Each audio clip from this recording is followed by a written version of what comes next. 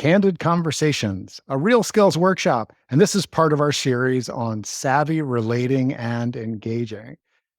As well, being able to speak authentically about what's going on for me with others is a big part of what I consider a thriving lifestyle. But it's not always easy, and it's sometimes not even possible. And so I'm delighted here to have someone where I have gotten the pleasure of practicing candid conversations with this human for a long time now. And It's getting it's close to 2 decades now. we're getting close. I almost said 20 years. It's really a delight to get to co-create with Kathy Vartuli from Thriving Now and the Intimacy Dojo, because when I think about having someone where if it's a conversation I need to have or want to have that feels really dear and precious to me, I've been able to practice with Kathy. I've been able to even like have another human sharing in the space of what is going on inside of me before I brought it out to the person or people that are more deeply connected. And I know that Kathy has done an enormous amount of deep soul searching and soul wrenching sometimes Yes, sometimes. work around radical honesty and sacred communication with some people that are my mentors, like Susan Campbell. So, Kathy, thank you for being here, co creating with all of us. Honor and And pleasure. candid conversations. What does it take to have a candid conversation? If I can, I'd like to preface this for everyone. One, we're going to try to make it easier for you than what Rick and I kind of were going out in the world and trying different things. And there were some really soul wrenching conversations. That doesn't mean you won't have some challenges, but we want to make it easier for you. We want to synthesize what we learned and make it simpler. And I just want to emphasize how paradigm shifting this kind of conversation is. So most of us have been raised in society to be polite, to pretend, to hide, to um, obfuscate. I grew up in a family that everyone was super depleted and everyone was looking for a one up on everyone else. So if I was unhappy with someone or if I was hurt or feeling bad, I would blame that other person, because if I could make them feel bad enough about how I felt, then they would be kind of kinder to me, or they owed me one, so to speak. And so what we're talking about here was something, it took me a long time to figure it out. I kind of felt like, I don't know how many of you have heard the story of Helen Keller. She'd she'd heard words until she was 3. Then she had a really bad fever and she lost ability to speak and hear, or hear and see, and she didn't really speak. And her teacher kept spelling to her in her hand, and she had this aha moment where she realized the woman was spelling water. Like there was communication there. And I really felt like Helen Keller before the spelling for a long time. I'd go to these classes and I'm like, you want me to say something that's not about, it just was a paradigm shift. But as I started to get it, there is such beauty and connection in this, an ability to communicate at a different level and build intimacy and to actually own our own, to feel more powerful.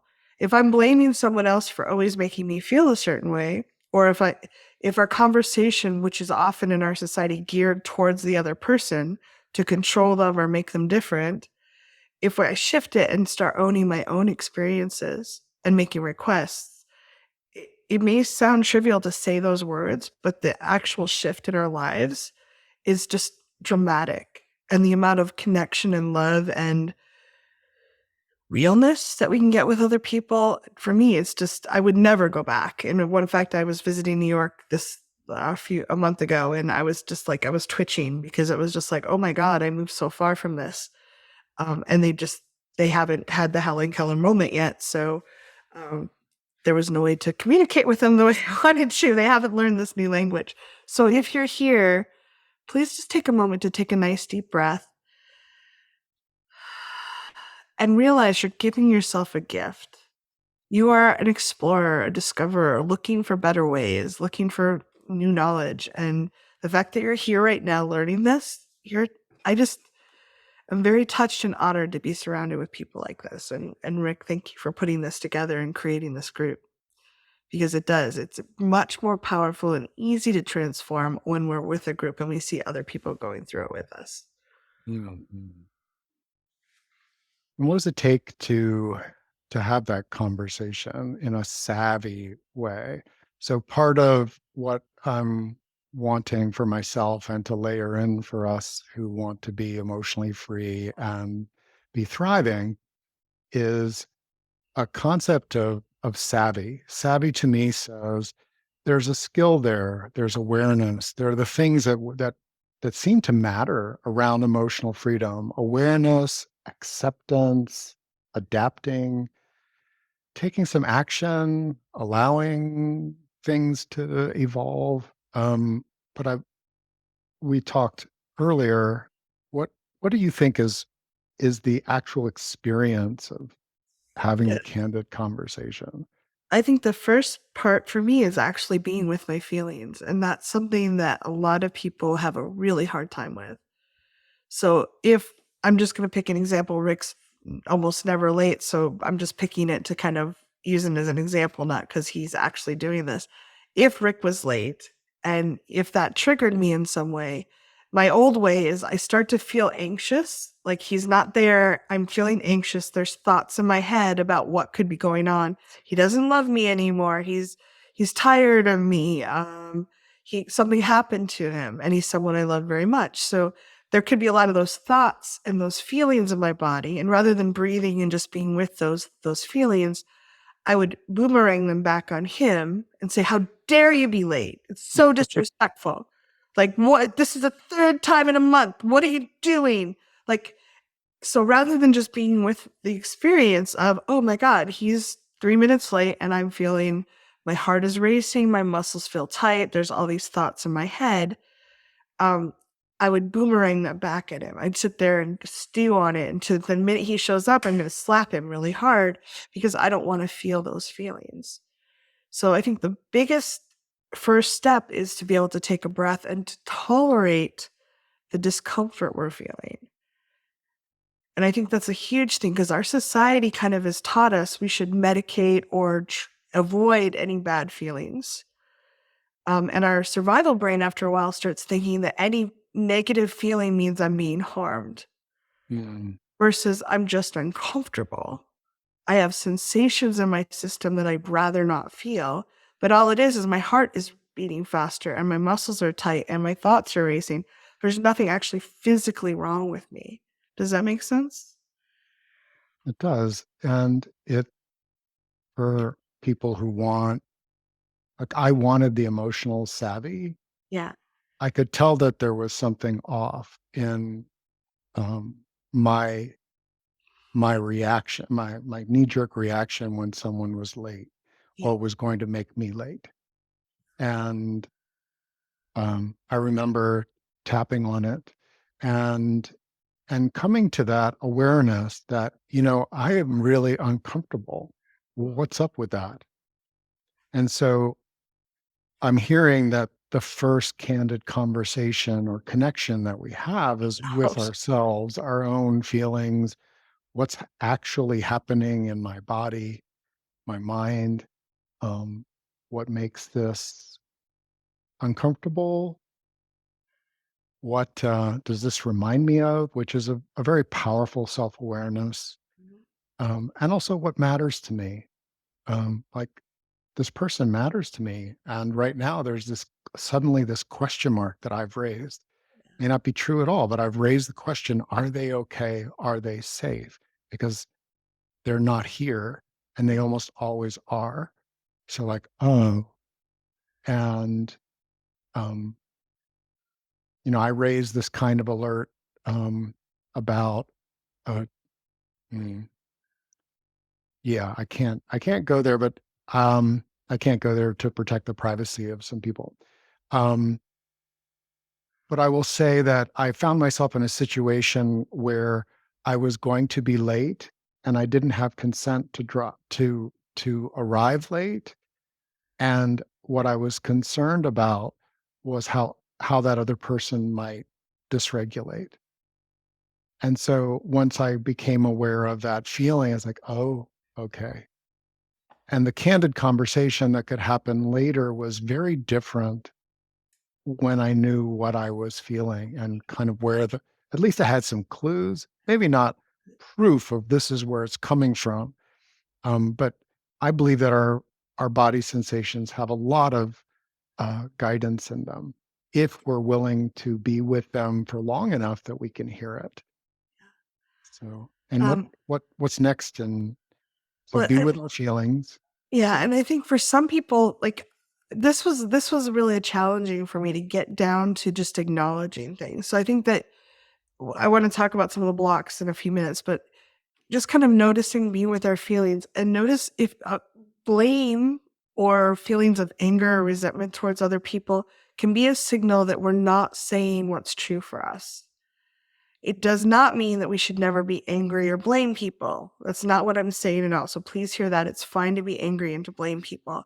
But if I find that if I'm angry and blaming, there's often a level of like, can I get quiet with what's actually happening? So if I was angry at Rick for not being there, there might be fear underneath that or worry. There might also be just taking a breath. I've had an irritating day. Mm. And we do tend to let out our feelings towards people we feel safe with. Or it could be, I need to set a boundary with this person, but just kind of being with the feelings and noticing, if I wanted to blame, maybe there's actually a request that I haven't made that, again, our society tends to think that people should know what we need. If they really loved us, if he really loved us, he would know that I needed him not to be late today. Um, but humans don't actually work that way. So, is there a request that I haven't actually made that would really help me feel more empowered and help Rick win? Like if I could tell, if that's true, and again, we don't have a problem with this issue, so I'm using it just as a made up example. But if I told Rick, like, hey, I notice every time that you're late, uh, I make up stories that are worrying to me and I get really tense and I'm imagining maybe you don't love me anymore or that something happened to you. My request is could you please be on time or text me if you're going to be late? Now that's still asking him to take care of my feelings, but that's okay. Friends do that sometimes. But just if he doesn't know that that's important to me, he might be like, "Oh, Kathy knows I have a 2.5-year-old. Things are chaotic sometimes, and she never says anything. But sometimes she snaps at me. But there's not a correlation necessarily. So I think, what is the request you could make? What is it you could ask for? Hmm. And we're going to get into that as well. Um, so you're noticing with the feelings if there's any blame, anger, resentment, and that's a clue. And is there something that's not being said, or am I suppressing myself and my own, like, this has been a really hard day, week, year. um, and my resources low, for example, to be able to be patient or the like. So um, these are this kind of engagement with ourselves to me is part of the um, preliminary. It doesn't always happen, and I invite us to think about, like, okay, when I've had a really honest conversation with somebody and I haven't actually, like, tuned into myself in a deeper way, like Kathy and Rick are inviting, how's it gone for me? I I think can point to like 100 experiences. I could definitely document 100 experiences where I had the feeling, I was aware that I was angry or resentful or that this has to stop or something like that. And I have candidly communicated that to someone. Um, and it has almost never gone well. Um, Almost never. Like, yeah, I've won the lot, not the big lottery, but I've won money in the lottery more often than um, so that says, like, how probable is it gonna be? Um, Now some people, all they do is make demands. All they do is criticize, yell, blame. It's their relating style, it's their parenting style, and things like that. Um, I I'm a firm believer that from experience that we can adapt even if that was the style we were taught, and sometimes it squirts out, um, that we can continue to become more savvy with this. And I'm knowing what is really true for ourselves. I'm going to add here knowing our limits and where we stand on the diversity scale. Um, where's our resilience and where isn't it? What triggers us? If you've done emotional work for 6 months, you've got an idea of the landscape. You've walked into the rocky fields, you've smelled the tar pit, you kind of know places where it doesn't work for you well. Yeah. And being aware of those limits um, allows us to be savvy or ish. um, did did you have more on the what does it take to have a candid conversation? I just I want we're gonna go into more of the blocks, but I just kind of wanted to give people just a little insight, a little more insight in that because I think it start percolating up, and we want you to help clear some of the things that might be in the way. So, Rick shared in one of the newsletters about how he's very he's sound sensitive, and Emerald, who's very musical and loves to chatter, can just be like it can be a lot sometimes. And I love how Rick shared, "Hey, I'm very sound sensitive, and you this much noise inside is a lot for me right now." So he was owning it for himself, and then he might make a request of Emerald or set a boundary, but it's he's sharing his own experience first to give people the perspective and the understanding of what's happening versus just like stop being so loud, which is what a lot of parents, they're at the end of the I ropes. I tried that. It And it was ineffective ineffective. Well, is and a I gentle word. Right? It created more loudness, just of a different tone. Um, well, and I think people sometimes don't understand like how loud is okay, when is okay. Like there's not a lot of context or understanding there. right. And I use that as an example because it has been the most profound example of me owning a limit. So, as an auditory sensitive person, for example, the sound of sirens, even in the distance, are very loud to me. I'm a protector, awareness of like sirens and things like that. So, you can imagine someone running around while I'm trying to cook dinner, making siren sounds would be triggering for me. So, if you imagine me being triggered, what's going to come out? Fight, flight, dominance, that needs to stop. Get out of here. Go outside. That's how parenting sounds like when Rick is triggered.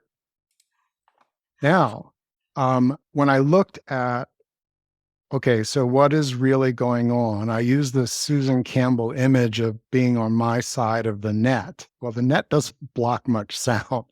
I'm like, if on my side of the net, there's a sensitive person, and I can't always wear headphones. I can't always wear earphones. I can't always wear earplugs. And so I started explaining. I said, "Hey, for my brain, that sound is really loud, even if you're making it as quiet as you can be. It's just a particular kind of thing that catches my attention. So please, would you be willing to um to not do that inside? Not turn on the siren on the toy." Now, he's young. He didn't get that right away. Yeah. But every time, and now after about 2 years of this, what's really cool is that I understand his limits, his neurodiversity, his other things, and when he hears that saying, "Hey, buddy, that sound I can't take right now," he'll say something like, "Oh, I'm sorry." And, that's very different. it's cultivating sharing a we space. And to me, that's something I want to do. Now, at the same time, I'm looking at like, oh, in this candid conversation, there's a recognition that he's got so much chi. Like, wow.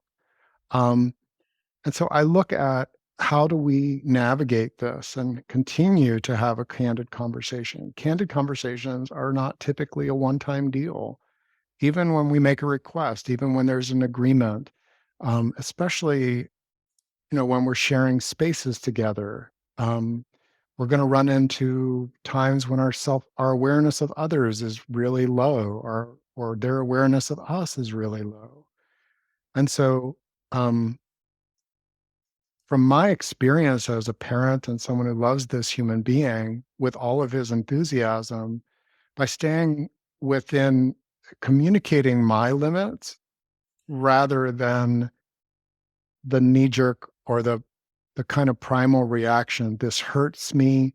It literally does.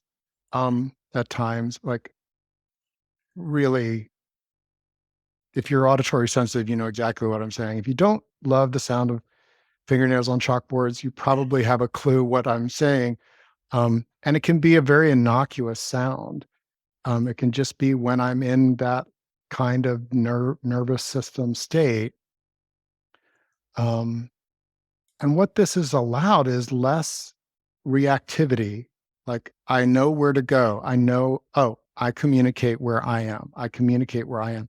That has become my reaction. I communicate where I am. And sometimes we have a conversation.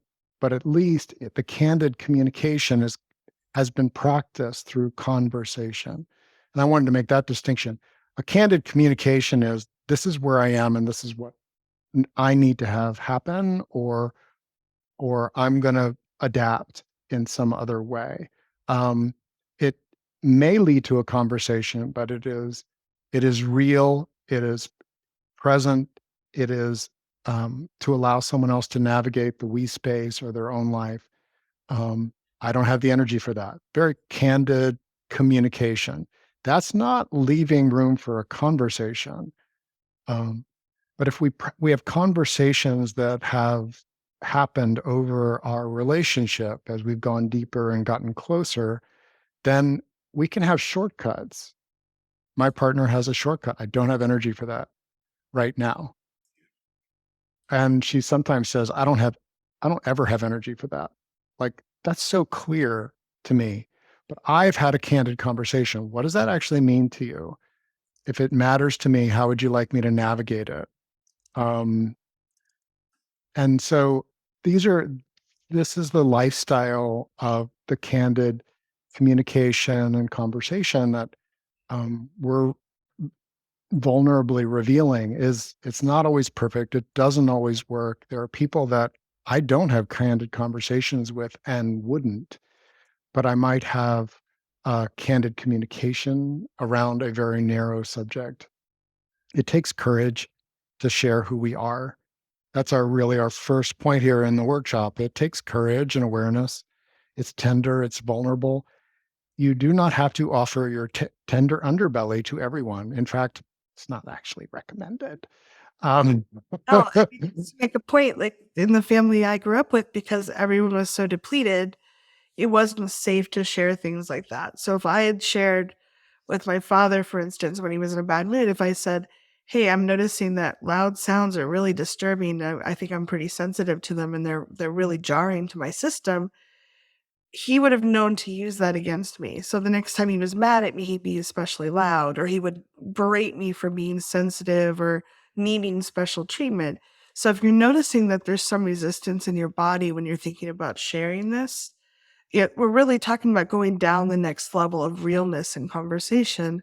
And many of us were probably brought up in a family where that wasn't always the like showing your soft underbelly to people that might you don't know if they're going to pet you or kick you, or you know they're going to kick you. That's our brain is like, wait, why are you on this call? Shouldn't we be on social media or like watching TV or something?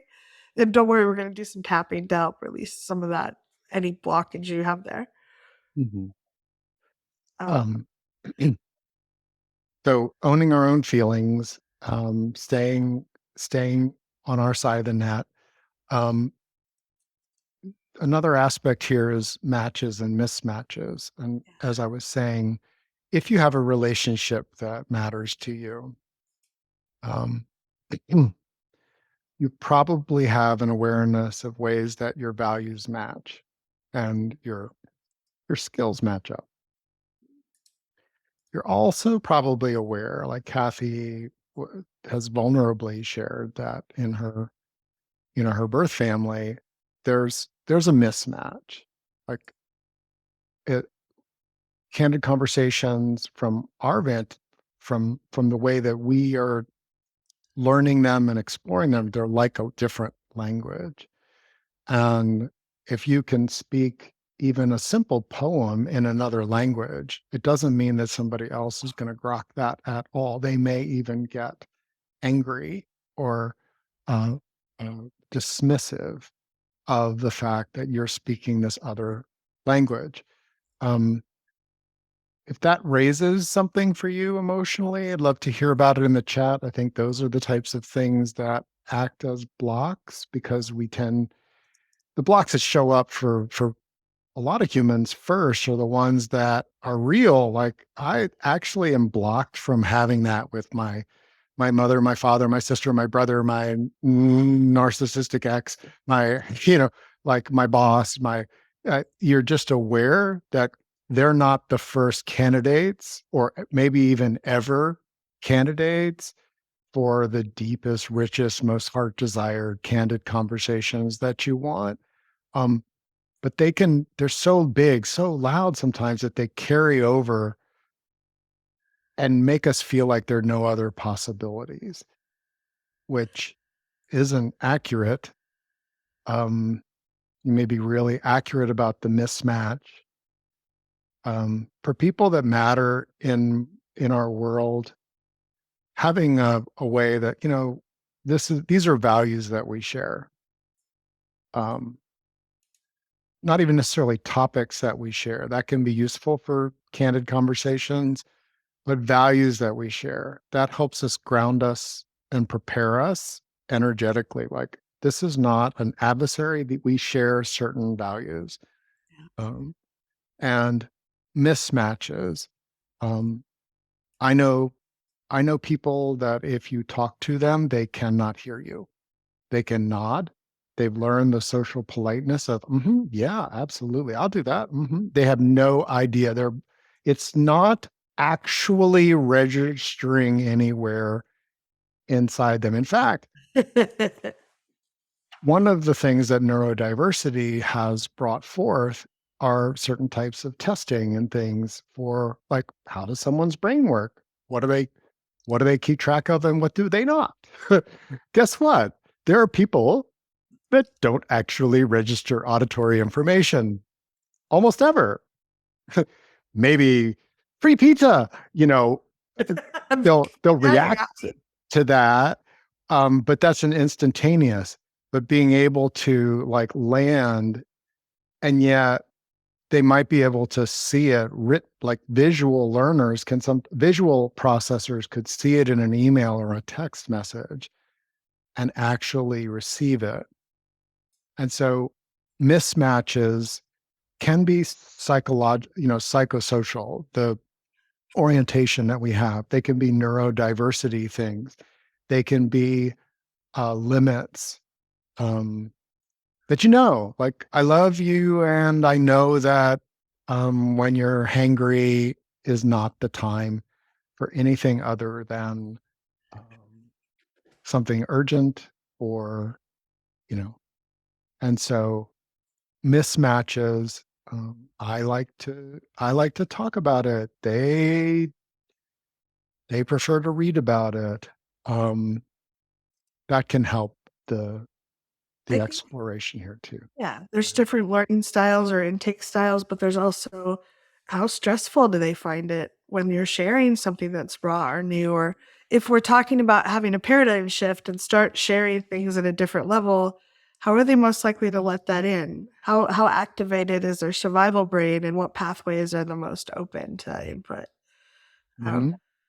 so I think, and some of that might be asking them, and some people are just not very aware. So it might be noticing, oh, every time I try to talk in person with this person, they lose their mind. But if I email them, we can have a conversation because they've had time to read it, digest it, think about it. Like, just testing it out with small things can be a good way to see how people can move forward. And also realizing that just because we think something's an easy topic or a baby step doesn't mean it necessarily lands that way for that person. That it's impossible to know where other people have sore spots and trauma. We can just through care taking baby steps and being aware, we can do our best, but everyone has their own landmines hidden in different places, and it's impossible to guess all the time, right?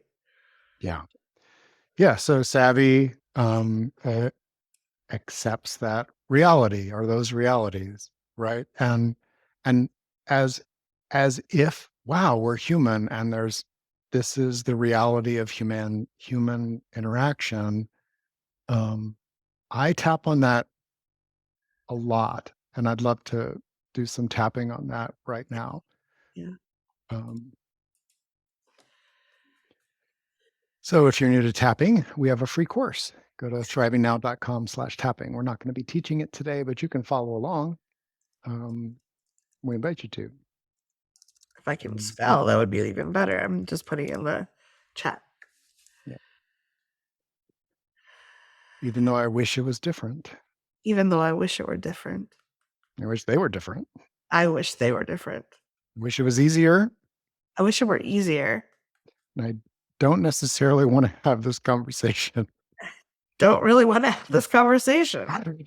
Uh, I accept where I am I accept where I am. and how I feel. Alexa, stop. And how I feel.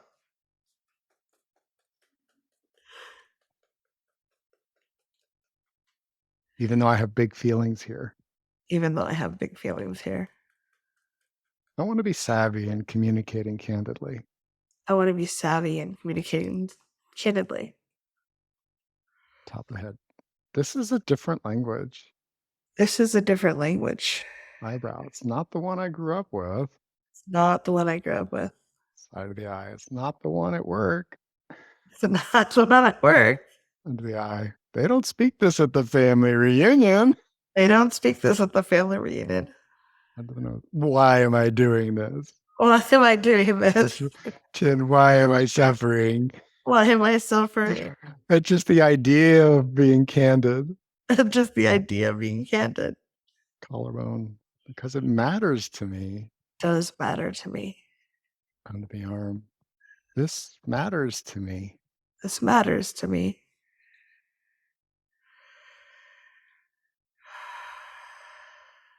I'm letting it calm you. It's like, look, this matters to me. It may not matter to everyone, but hey, we're here as a group here, as a circle. We're part of a community of people that have at least raised their hand and say, I want to be thriving and emotional freedom is part of that for me. Um, there are there are at least millions of us out of 8 billion people worldwide that want this. And so, uh, yeah. Um, what blocks, if there's anyone that has a block, as you even consider having being a bit more candid in a conversation, what's a belief? A limiting belief is a belief that says, no, and it can feel very black and white, like, no, that can never happen. If I do that, then they will dot dot dot. And you can also know that if this topic is, if you feel a little distracted or feel heavy, it could be our survival brain will work on our subconscious often and try to distract us to protect us. It's like, oh no, that's too scary. Let's be depressed, or this is a boring topic, or Kathy, one of her orchids is dying, therefore I should leave. We make up stories about this when actually we might be feeling some feelings about, like, oh, this is pretty intense. Do you want to do a tapping on they still won't understand me? So just take a nice Oh, deep breath. This is a big one. So, our survival brain wants to be understood. It knows that if we're not understood, we're not going to get our needs met necessarily. People won't understand what we're doing. If they don't understand us, they might judge us. There's all this, there's a lot wrapped up into this phrase. Um, they still won't hear me. So just take a breath and just notice how your body feels when you think about they still won't understand me.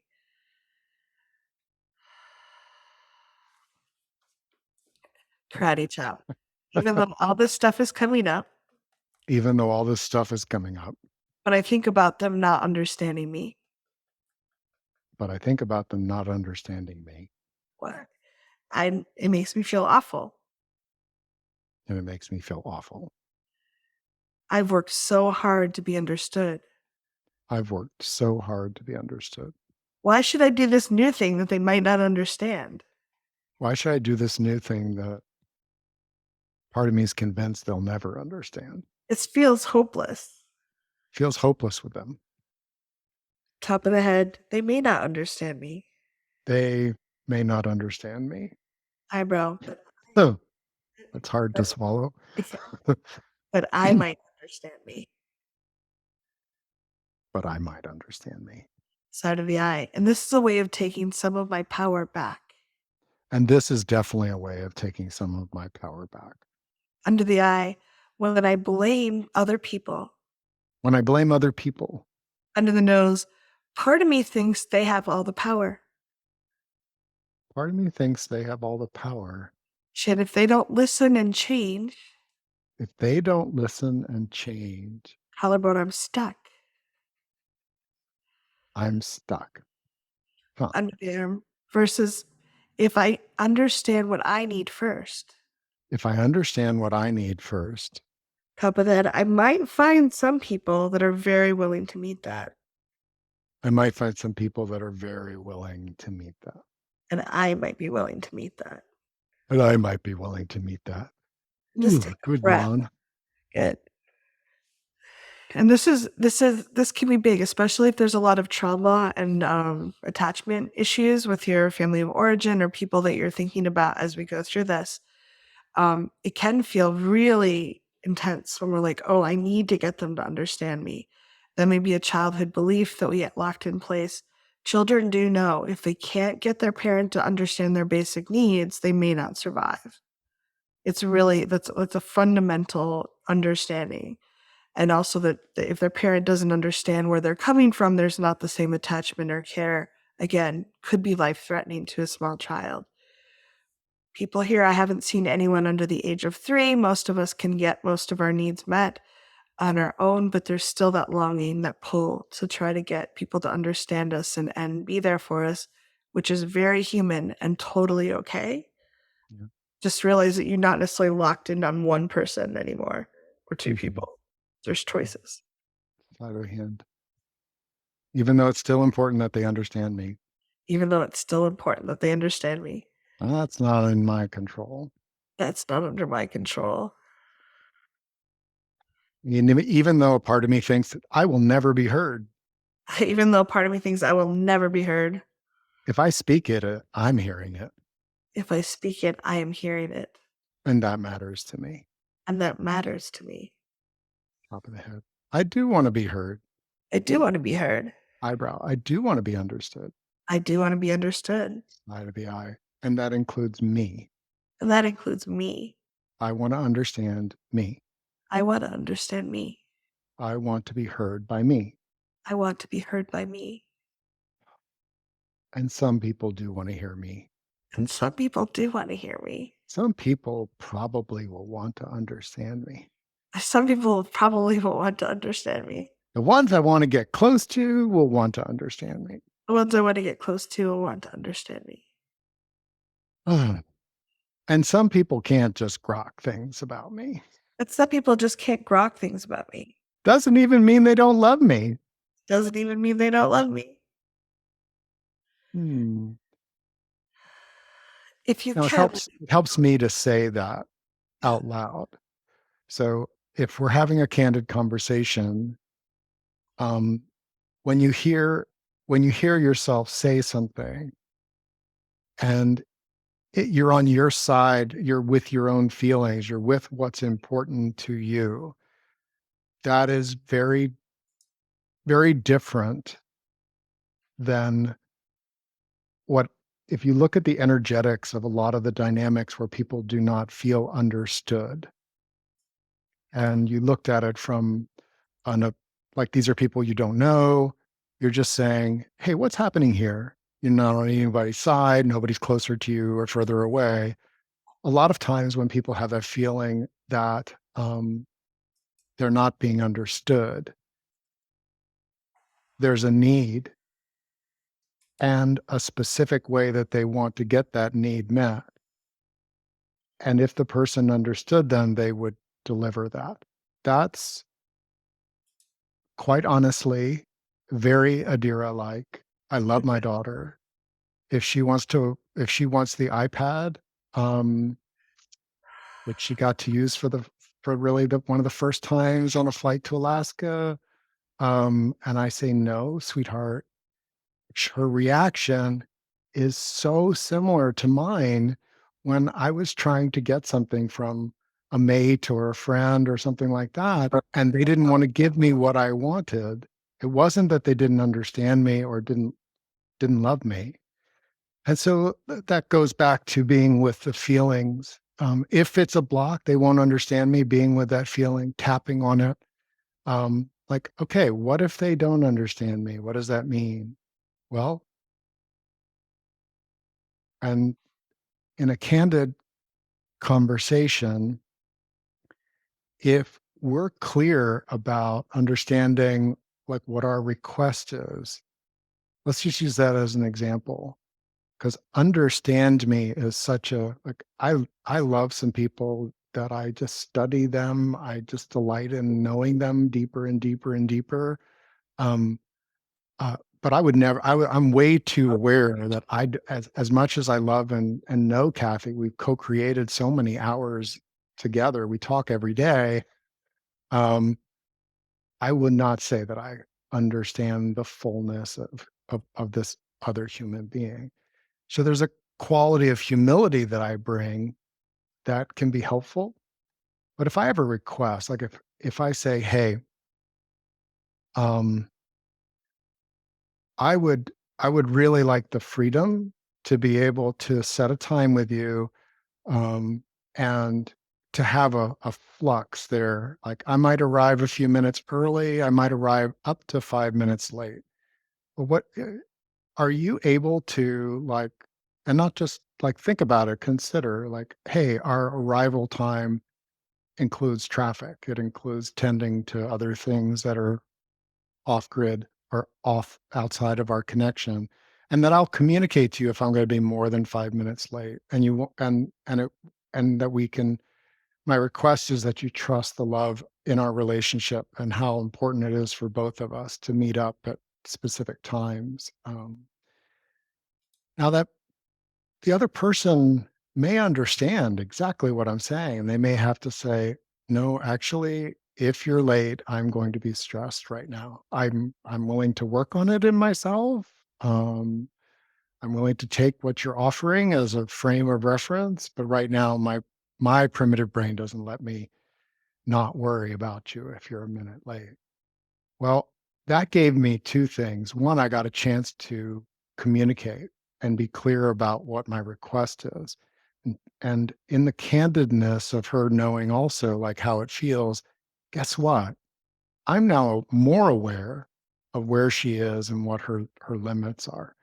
And it could be that I start putting time with Kathy in my calendar 5 minutes early. Why? Well, if that's my target, I'm more like I'm giving myself that 5 minutes, right, without being late.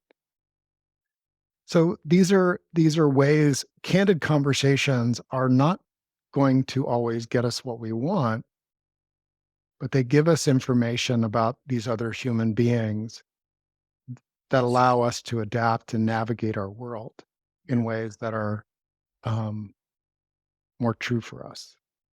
Could be that my reality is my life is such that I can't do that. So maybe we don't schedule time. We say, "Hey, are you available?" Only when we're actually available in that moment, we switch to something else. Um, Yeah, so there's we start having real options with each other rather than whoever's the most upset winning or the person that's most forceful or the person who hasn't screwed up recently. You start having real communication that's peer related versus trying to one up or one down each other all the time. Because that happens a lot. Like if we're not sharing, it's like who's the most distressed or the most forceful or the most willing to walk away. There's a lot of power dynamics in that versus like, this is what I need to be right. This is what I need right now. This is what you need right now. Where do we match up? Where is there a good Venn diagram for us to engage? So this changes the power dynamics and lets us be a lot more real with each other in ways I think is very important. Mhm. I'd love to hear, well, if you wanna raise your hand, that's great, but also I'd love to if people either way, wanna chat, like, what's a topic that you've been wanting to share or talk about, and what do you notice when you think about sharing it with that person? Like, what's coming up in your body and your thoughts? If you're willing to share, we can weave that into some tapping to help you clear that. And the I I used to dread having conversations with people because they were all power struggles. There was lots of guilt and blaming, looking for fault so I could try to get control, vice versa. Um, and it felt like it was a constant jockeying for position versus just being with someone and being with what is. And I have found that I've gotten much quieter and calmer, more grounded, more present with people. And I feel like I'm a different person in many ways because I've tried to be more real about this and notice what's going on with me and sharing it in a vulnerable way. And I having come from a background where that was really challenging, I know that just even the thought of it can be confusing. And even IDing the thoughts beneath it. Versus, for when I first started doing this work, I'd be like, I'm mad that you're late. Okay, what's beneath that? He's bad that he's late. And again, Rick's never late, so we're not even it's not real, but there'd be like a lot of churning and it was hard for me to get to, oh, I'm worried. Sometimes our top level emotion is a masking emotion. We might come across as very fearful when we're really angry. Or we might be angry when do we're a tapping on that, yeah. So let's just take a nice deep breath. I and then know we'll this take our 7-minute break. People can have a chance to add process to the chat or yeah, go ahead. karate chop. Even though I'm having a lot of turmoil about this, Even though I'm having a lot of turmoil about this, it's sometimes hard to identify what's actually going on. and it's sometimes hard to identify exactly what's going on. There might be some other emotions under my top level emotion. There might be some other emotions under my top level emotion. What if there's some fear in my anger? What if there's some fear and hurt in my anger? What if there's anger in my hurt? What if there's anger in my hurt? What if there's joy in something too? What if there's joy in something too? Top of the head, tangled emotions are hard to interpret. Tangled emotions are hard to interpret. Eyebrow, what if I can just breathe for a few moments? What if I can breathe for a few moments? Side of the eye, what if I can just be with what I'm feeling? What if I can just be with what I'm feeling? Under the eye, it's hard to tolerate these feelings sometimes. It's hard to tolerate these feelings sometimes. Under the nose, and if I can just breathe with them, And if I could just breathe with them, should I often can get more clarity. I can often get more clarity. Collarbone, I can sink below the chaos of the surface. I can sink below the chaos on the surface, Under the arm and actually understand what's happening. actually understand what's happening. I'm open to that clarity. I am really open to that clarity. And just take a breath and notice that if you're feeling one of the things I noticed for myself, and I imagine a lot of other people have this too, is if I'm feeling agitated, I want to move away from the agitation really quickly. And sinking beneath means being with that agitation for a moment and breathing into that. So, like, even being with those topmost feelings for a moment and breathing sometimes allows us to sink into it. And when we start tolerating these feelings at first, our brain, our survival brain, will often be, no, no, no, danger, danger, run away. And then if we start tolerating it, literally 5 seconds, 10 seconds at a time, we're like, oh, I didn't die. Oh, maybe I'll be okay. And we start getting the muscles to like, oh, it's just a feeling. It's not anything actually wrong. And we start having a lot more ability to steer our lives because we're not running from things all the time. Sensations are not driving our lives. So hopefully that gives a little insight. And if you have thoughts on what you'd like to share, you can share in the chat or raise your hand, and we'll be glad to tap with you when we come back from our 7-minute break. Yeah. Okay. Be right back. Welcome back. Um, hold on just a second.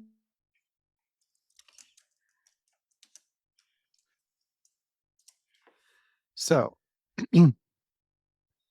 um, we ready to jump in? Yeah, I think Because so. if you raised your hand, could you unmute and say your name? Hi, Ricky and Kathy. My name's Nicole. Hi, Nicole. I saw your note in the chat that you, is that what you'd like to talk about? Um, Leading a yeah, conversation? yes. Yeah, I think so. Yeah. There's two different conversations that I can talk about, but that's one of them. Yeah. Well, it's the one that during the break, I was contemplating. You wrote, I'm needing to have a conversation with my ex about providing financial support for our child for her school and activity fees. Is that right? Yeah. Yes. Yep. And I love this question because it jumps right into the savvy, and it's a difficult conversation because, hey, if somebody's an ex, there's usually a list of reasons, right? So, Yeah. um, what feelings? So let's go through the process if that's okay. Does that Yeah, work? sure. Yep. So as you think about having that conversation, what comes up in your body? What sensations and feelings? Um, Sickness in my stomach and in my chest and throat area is like a pressure and chokingness. Okay, that's pretty intense. How strong? Um, uh, yeah, I'd say like 10 out of 10. I've Okay, been avoiding it for quite a while now. yeah. Well, let's do some tapping. So that's Yeah. where I would start. If you're at a 10 with that kind of sensation, it's hard to have any other clarity or have a candid conversation, right? Yes. Yeah. Even though I have these intense sensations in my body. Even though I have these intense sensations in my body, And they're telling me what? and they're telling me, don't do this, don't do this. Don't do this. Thank you, body, for that clarity. Thank you, body, for that clarity. Hmm. Top of the head. Ah, I'm not to do this the way that I think I need to do it. I'm not to do this the way that I think that I need to do it. Eyebrow. I think I need to what? I think I need to tell him it's not okay that he's not paying for things. Yeah. I think I need to tell him. I think I need to tell him. I think I need to tell him. I think I need to tell him. Under the nose. And my gut thinks that what? And my gut thinks that that is not going to go down well. Chin. I just love it when things don't go down well. I just love it when things don't go down well. Oh, my gut just loves that. My gut just loves that when things don't go down well. Under the arm. What if I trusted my gut? What if I trusted my gut? Top of the head. What other options are there than just candidly telling him? What other options are there other than just candidly telling him? What do you think, gut? What do you think? Okay. So in part of the savvy part is if I'm in my primitive brain, then I think I have to do it one way. And if my body is giving me a 10, like, no, uh, you know your ex, you know the relationship. This isn't necessarily about quieting down your body's noise so that you can go do this thing that your body thinks is a terrible idea. Does that Yeah, make sense? yeah, it Um, does. we're quieting the noise to start the candid conversation with the part of you that is speaking so loudly in a language of sensation. Do you have a Yeah. sense of what your gut thinks would be some other savvy alternatives? Uh, yes. Okay. So, so another kind of savvy alternative would be like, hey, so there's some extra expenses for our child at the moment. And now that you're working, I'm wondering if it would be fair now to start sharing in those costs. I understand that you pay some basic child support already, and that covers, Okay. food and Now, let accommodation me and stuff like that. let me I don't let me know. pause. Let me pause there. How's your gut Yeah. feeling as you keep going with um, As 0 to I keep 10? going, it kind of becomes a little bit awkward. Uh-huh. Okay. So what Yeah. did your gut say as you kept, I mean, when it started off, it felt different, I'm guessing. Yeah, it started off like kind of like not as sick and stuff like that, just like Mhm. more like watchful and wary. And I Okay. guess now like tears have just come because I'm kind of scared of Yeah. um Eyebrow. I'm yeah, kind of scared. I'm kind of scared. Side of the guy. Thank you, gut. Thank you, gut. Yeah, I'm scared that that's your gut. I'm scared that I don't really know. I don't know, but he's an ex. I don't know, but he's an ex. He'll get angry and argue with me. It Uh-huh. doesn't really Yes. matter what I say. Doesn't matter what I say. He'll just get angry and Oh, argue. oh, we have a mismatch there. We have a mismatch there. Into the art. I'm asking my savvy gut to continue to give me some options. I'm asking my savvy gut to continue to give me some options. Okay. What's another option? Hey, can you Pardon me? share the cost in this particular thing this week? Yeah. How does that feel to your gut? If it Feels more like contained and just smaller, okay. And manageable, I guess. yeah. Oh, so savvy. What else does your gut? I like your gut. What is your gut? What else is your gut giving us? Doing a better coaching job than I could. I don't know, it's gurgling a little bit. Gurgling. More break. Okay. What else?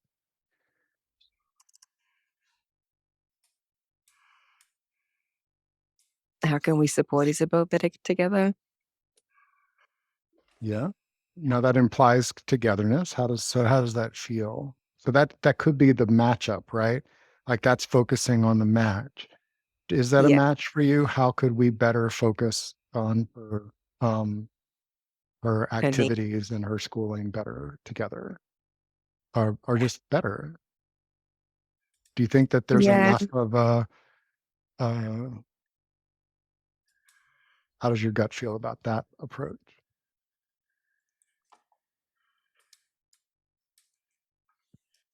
I guess it still feels a bit scared actually about the together thing. Um, Together hasn't historically worked very well, Oh, obviously. yeah.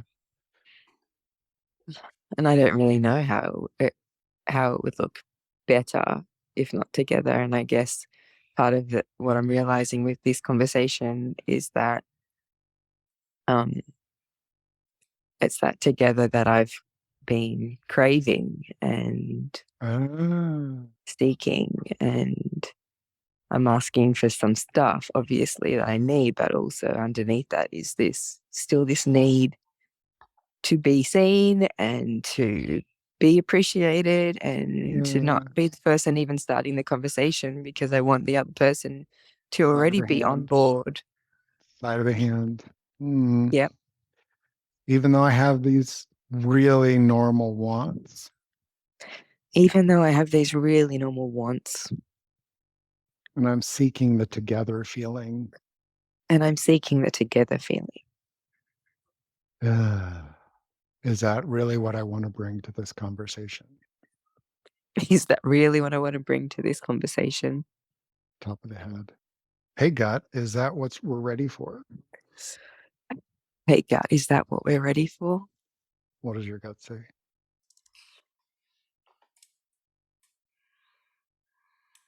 Because that's a candid conversation. Yeah. Mm.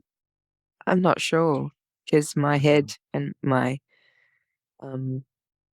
chest area is kind of just still quite scared, I guess. Eyebrow. Like there's just still I've got a lot of big, scary feelings. Got a lot of big, scary feelings. Side of the eye. And there's something I need to candidly share with him. And there's something that I need to candidly share with him. Under the eye. Seems my gut wants to keep it simple. It seems my gut wants to keep it really simple. Under the nose. That would give me information. That would give me information. And that would be pretty savvy. That would be pretty savvy. Collarbone. I really want and need to be savvy with this guy. I really want and need to be savvy with him.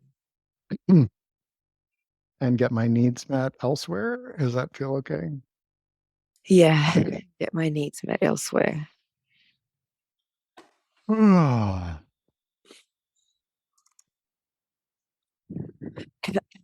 So again, I think thank you so much for bringing this out. If we're blocked, I believe that there is a lot of intelligence in the blocks that we have.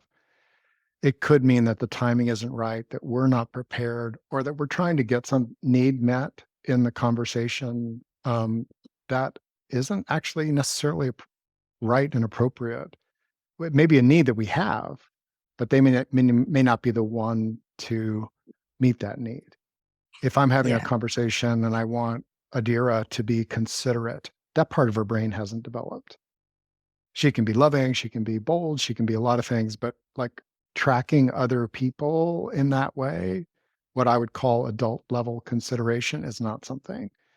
And there can be mismatches if you haven't seen a togetherness and a consideration. And that's one of the reasons that they're an X, tapping on like, that's a mismatch for us. Just that's the way it is. And I'm going to meet that need elsewhere. You've just done something that I think is also incredibly savvy. This is a difficult conversation with a difficult person. And you and I have had a chance to have a bit of the conversation and explore the edges with it. It's one of the reasons we do this is I want to live in a world where if I have a difficult conversation to have with a difficult person, I want some other people that I can explore the edges with that'll bring me back into my body's own wisdom. You landed on it. Hey, could and you might even explore the difference between can you share the expense of this week to like she has this expense this week. Can you take care of it? Now, that's a little bit more like if you want to share it, like that's the model that you want. Could we share it 50-50? Like that's moving toward a model of shared expenses 50-50. It could be that you're wanting to move toward a model that who can make this possible for her and facilitate it from their resource. You get to try on those things, but then like keeping it to with difficult people, and difficult circumstances, I even I turned to an AI and described the situation. Uh, and I just asked for it to give me a single sentence, simple, straightforward, no emotion, savvy way to ask. Uh, would you be able to take care of the cost for our child's school and extracurricular activity fees? Ooh. Like when I read that, I'm like, oh, okay.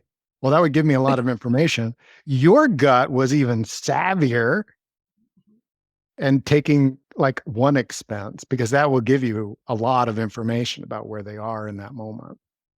Okay. Yeah. So we have tools with each other. We're looking for what's the simplest way. And sometimes where we need to reveal the one where your gut really started to like tighten up was where you started saying what you understood and all this other stuff, which is uh, you and I could have that conversation. Like I would appreciate someone who did that. But we're friends, you know. We're not ex-friends.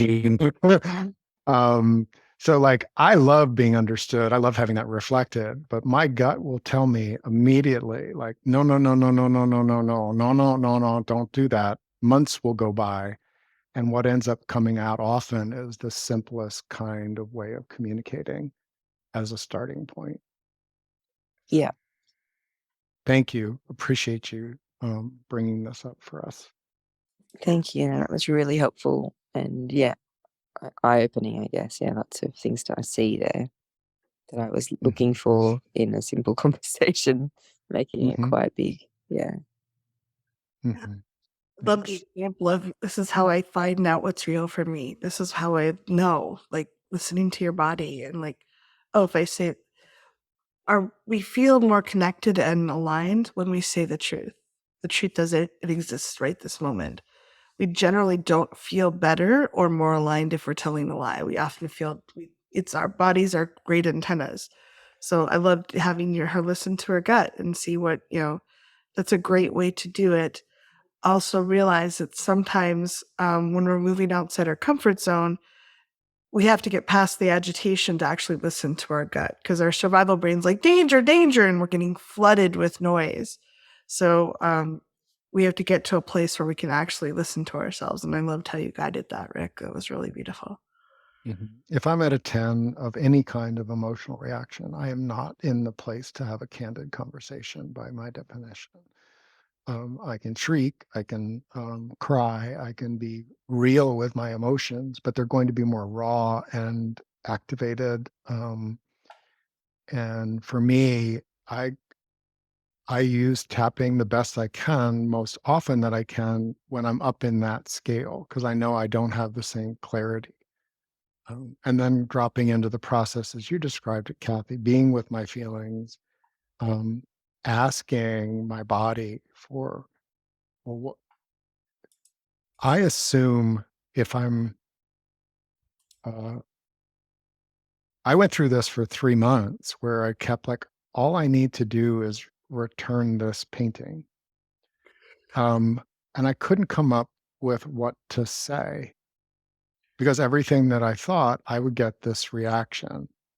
And now in retrospect, there were a couple of things. One is um, I was making it more emotional and complicated than really was right. Um, I wanted to say a lot and the like. And every time I started like writing out or talking out loud what I wanted to say or communicate, my body definitely had a reaction.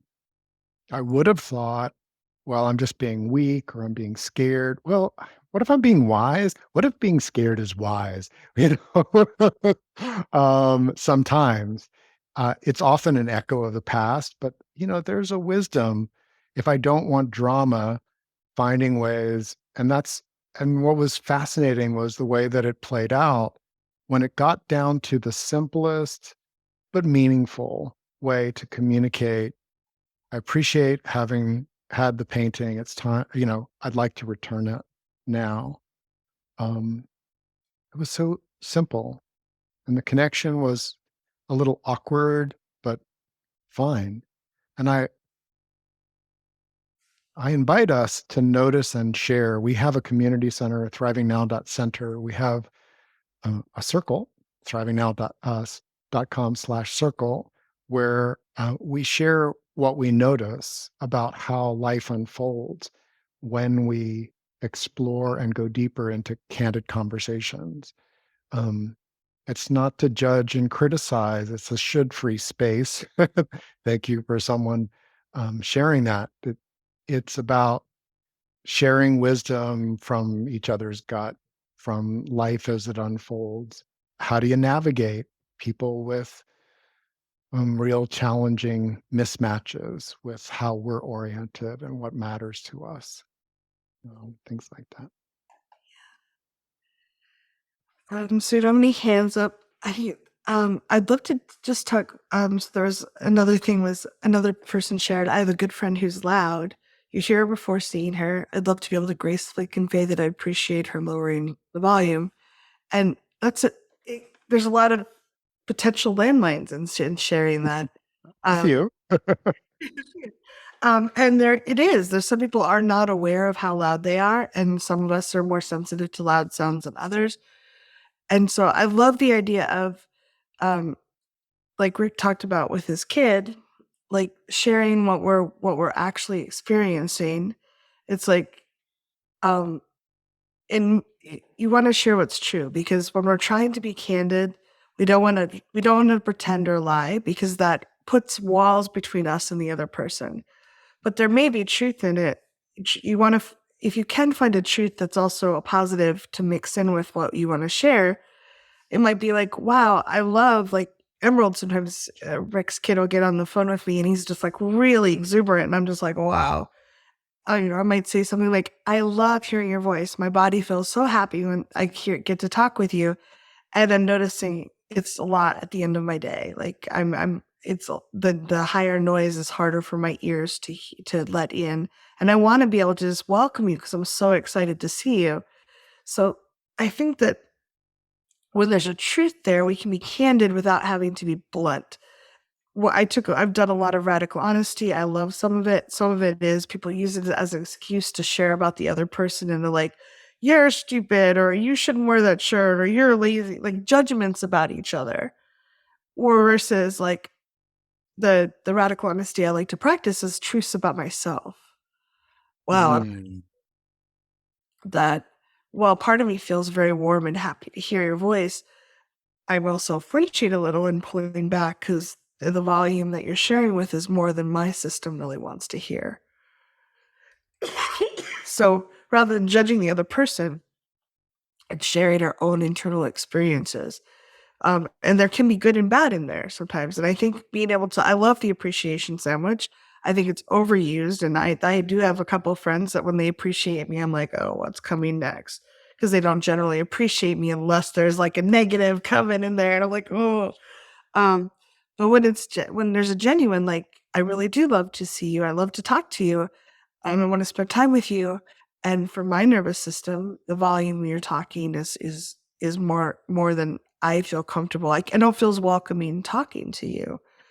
Um, Figuring out what's true, listening to your own body, getting quiet and clear with your own self before you share with that person, um, can be really helpful. And I think that sometimes the first thing we have to do, and I love this about radical honesty, the people that practice it the way I like it to practice, is it's about if we have a lot of anger or sadness or fear, it's good to burn some of that off before we confront that person. Oh, yeah. Anger, So, sadness, and fear. yeah. So if there's a lot of that, having to practice, Rick and I have practice conversations all the time. Like, oh, I have to talk to my boss about this thing. Can I run it past you? Or And we can be, when we're with someone we feel really safe with and we practice this, we can be like, "Rah!" We can be the mean, the negative voice, like, you're fucking too loud. Why are you always so loud? You hurt my ears. Maybe we have to let a little bit of that out first, or tap on that first, so that we can get to the more quiet things inside. Like, oh, I do really appreciate this person. I would appreciate that. I would be able to be much more present if the volume was a little bit lower. So I can request that. But it's hard to request that when we're in the midst of like a lot of like, this hurts my ears. I'm like tolerating it. So feel free to burn off some of those energies, either with tapping. I love chair exercises where you pretend the person's in the chair and you tell them all, like, you don't have to edit. Like, they're not really there, but just like, why are you so loud? Why are you hurting my ears? I've been tolerating all these years. Like, just let it out first. And then you can get below the judgments a little bit better and start sharing from your own experience. Like, yeah, it does hurt. It's hard on my system. It doesn't feel good to me. Is there anything we can do together to make this better? Mm-hmm. Absolute. So, yeah,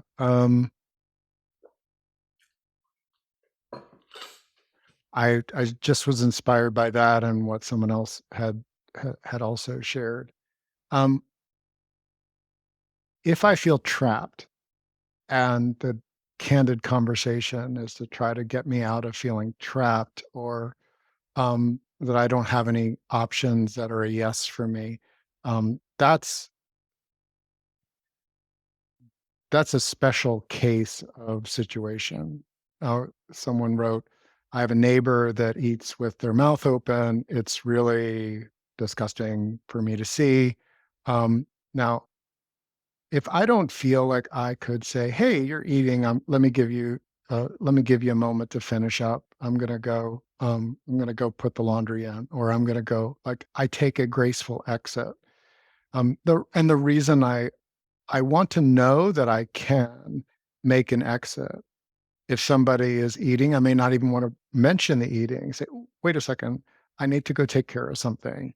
That is saying, I don't know whether they can, or willing, or can even hear me, or whether it is even a yes. If I feel trapped, um, I know that that activates me. So part of having a candid conversation is to look at that. As Kathy said, if I take some of the disgust or resentment or other things down through engaging with other people, writing it out, having a chat, talking to myself, getting clear about, well, what have I been suppressing? What really matters to me? Is this my thing? Like, um, I, as you said, the owning it is, hey, this is about me.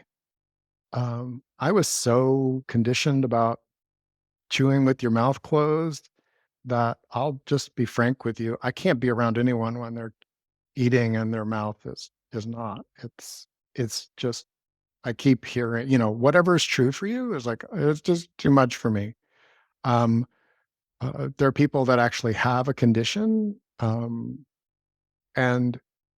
when when you own your cell and say, "Hey, what would you like me to do? Do you want me to, is it something where you'd like to just shift the way that you're chewing, to accommodate me for this moment? Or would you like me to, like, take a walk and come back to talk to you when you're done?" Now that's really candid, and I can tell in my body that there are people that I would never say that to because I know their psychological profile enough from interacting with them about, "Hey, how you doing? What's the weather? Hey, could you move that trash can?" Like, I've had interactions with them where my empathetic awareness and my primitive brain are saying, "Oh no, just be free. Like, don't feel you have to stay. Find a dozen exits." um, without feeling trapped or abused by it. Say, "Look, this is a mismatch. I believe that neutral things support my primitive brain relaxing. Someone eating that way may really be a mismatch." Um, I know people love to play with the food. Um, I'm being very clear with my kids. Hey, playing at the dinner table is a mismatch for me. I've cooked the meal. I need this space to be, um, not a play free and enjoyment free, but not sticking carrots up your nose and stuff like that. Like it's a mismatch for me. And the more neutral I can be about it and clear, that that allows me to um, say, as you say, radically honest about what's true for me, and allowing us to find adaptations. Uh, I have special earplugs. These earplugs allow me to have a conversation, but they lower whatever is being said by about 18 decibels. Um, they sell them on Amazon. I think they're called Calm, but I'm not. I think they may be a different loop. I think anyway. There are a number of them. They're sold to people that are on the neurodiversity spectrum for school and other things. They're versions that block more or less, but you can still have a conversation. But it reduces the volume. Um, I believe even the AirPods Pro have some conversation modes, which you could have it focus on their conversation but lower the volume. Um, why are we coming up with these technologies? Because, gosh, there are mismatches and mismatches and mismatches. And if we're going to have candid conversation, to me, if I own my mismatch, like I can tell, like I want you to have a life where you can be really enthusiastic. And I have this limitation. And it's a mismatch when I'm trying to do this or need to do that, or my brain is in a particular place. How can we together co-create ways for that to work out? Yeah, and with people that you might feel safe enough with, you could just share like, "Hey, I'm noticing that I owning it in the sense of like, I remember it's something that from my childhood, or I get easily triggered by something." Can give them a context of where you're coming from without seeming so judgy, because it is like there is a judgment like, "Oh my God, why are they eating like that? It's kind of disgusting," versus who knows, like maybe their nose doesn't work right, or they're like, we don't know what's going on for different people. But like kind of saying, "Oh, I noticed this particular thing is bothersome to me for my own reasons.